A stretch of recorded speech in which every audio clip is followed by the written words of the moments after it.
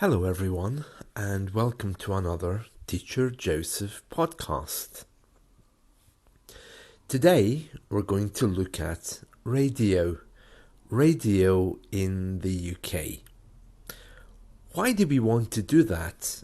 Well, radio is a very powerful medium which can help you learn vocabulary, grammar, sentences, and verbs. How can it do that? Well, when you're learning a new language, there needs to be a way that you can hear it. Equally good are websites like YouTube, for example, or streaming media. But the good thing about radio is it never stops. You don't have to wait for the next update. You simply switch the radio on and you find something. In the UK, radio is regulated by Ofcom. That's the government body, the Office of Communications, which regulates our media. There are many different radio stations here, but I recommend the following ones for learning.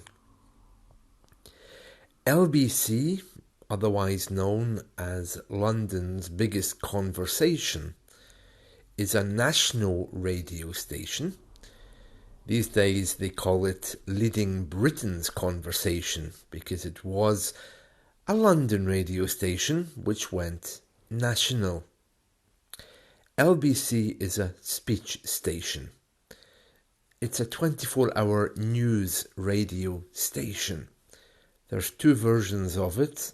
One is 24-hour news and the other is 24-hour call-in programs. They never have music. Here in the UK, the news station part of it is broadcast on AM or medium wave, whereas the other part is broadcast on FM, the 24-hour call-in program. They're both very good, and you can find both of them streaming on their website. Another one which is very good is from the BBC. If you don't like 24-hour voice, you can mix it with perhaps some sports. It's still voice, but it's a little bit more action if you like sports. So, news and sports, BBC Radio 5. It's very good, and you should be able to stream that from any popular radio app like TuneIn or Radio Box. There's many of these. If not, I'm sure you can get it from one of the BBC's streaming services. BBC Radio 5, it's very good. BBC Radio 4 would be the BBC's 24-hour speech programme.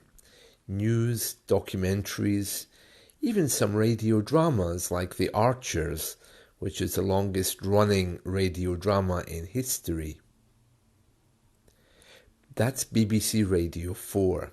Let me just quickly run through the other BBC stations. Well, they have a presence in more or less every town and city, but the national networks the BBC has, let's see now. BBC Radio 1 for music. BBC Radio 2 for music also, but maybe for people who are a little bit older. So BBC Radio 1 for, let's say, teenagers.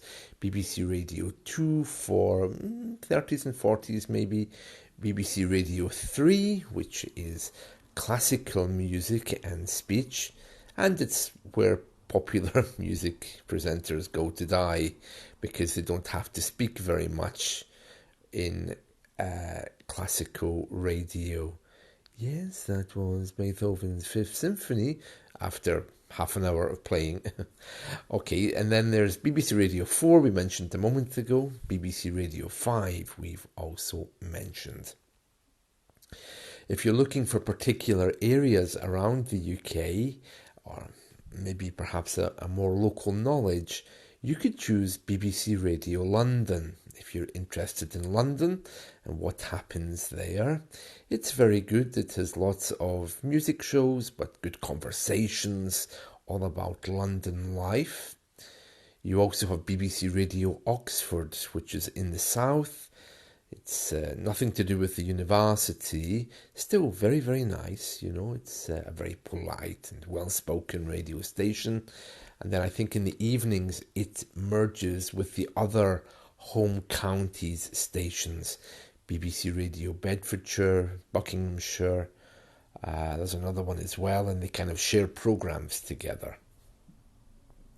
Those are our main networks. Now, how could you use them? Well, the best way to see this is if you have a little English, even just a few words, you can make it better by building upon what you know. And this is what teachers do. They encourage you to take what you know and build on it. Everyone knows some English words. Everyone knows okay, yes, no. All of the basics. What is your name? Do you have a dog? Most people, even after doing a Duolingo course, they know this. So the question is, how do you build on that? And I must admit, going from that directly into a radio station where you know nothing, it's a little bit intimidating. But don't worry, I think it's like that with everything. The only difference with English is that you might not have the passion to jump right in and try and learn.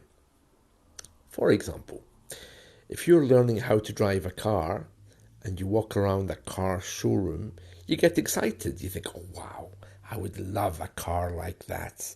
That would be fantastic. Even if you do drive, you might not have enough money to get that car, but you still feel that passion as you walk around. You think, oh, what would it be like to drive this? This would be fantastic, wouldn't it? But when it comes to English, when we put on the radio channel, we don't often think, oh, this English sounds great, I wish I could speak like that. The first thought that we get is, oh, wow, I don't know how to really make my English better. This man speaks so well and I don't understand everything, so I'm just going to switch the radio off. Or I understand nothing, I want to speak like that, but it's too hard for me. Imagine if you were walking around that car showroom and instead of saying how great the car was and how you'd like to drive it, you simply said, oh, well, you know, I don't want to drive any car that's too expensive for me. I can't and I never will. Isn't that just such a negative attitude? You know, we have a saying in the UK, the glass is either half full or it's half empty.